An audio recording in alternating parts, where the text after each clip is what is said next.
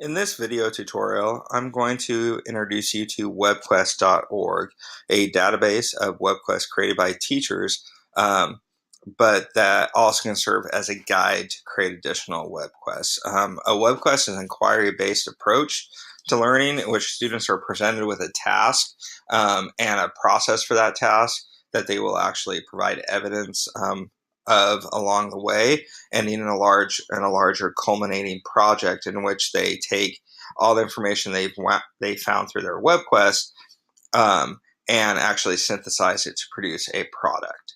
So I'm going to get into webquest.org by clicking on our link on our Padlet, and it'll take me to this page. And we can click here and we can look at some resources to create some web quests. I'm not going to go too much into detail for this or about this.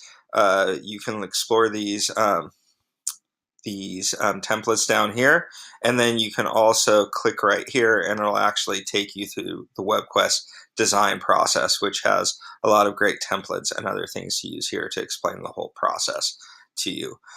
In this tutorial though, I am going to be focusing more on searching the database. So in order to look for all the web quests have been submitted or created and submitted, we're going to click right here on Find Web Quests. And we're going to actually search Quest Garden here. So we're going to click right here to search Quest Garden. And we have a couple of ways that we can search the database here. We can look for keywords. So if you're looking for a specific topic, so let's say the Revolutionary War, we can actually search that way. And we will come up with anything with the keyword words Revolutionary War in it. Or we can actually go back, so now that one, and we can actually look by content area. So I'm going to look for social studies, grade span, and then we can click that way. Or we can search that way. Just waiting. And then all of the web quests for that grade range and that content area will come up right here. Okay, and then you can also see for each web quest you have the name, a description of what it's for, the content areas and levels, and even the reading grade level that the resources in there utilize. So I'll look at this one, Explorers and Colonists, right here. You click on it and it'll actually take you to the web quest where you see the introduction.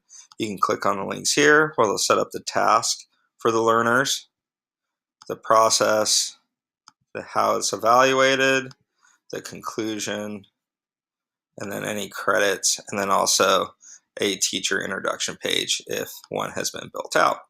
So if you choose to use this, it's pretty simple. All you have to do is copy the link here and share it with your learners.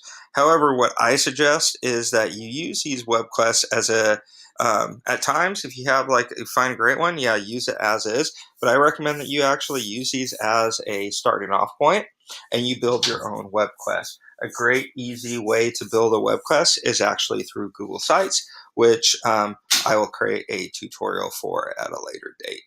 Thank you very much and good luck in hunting for your web quests.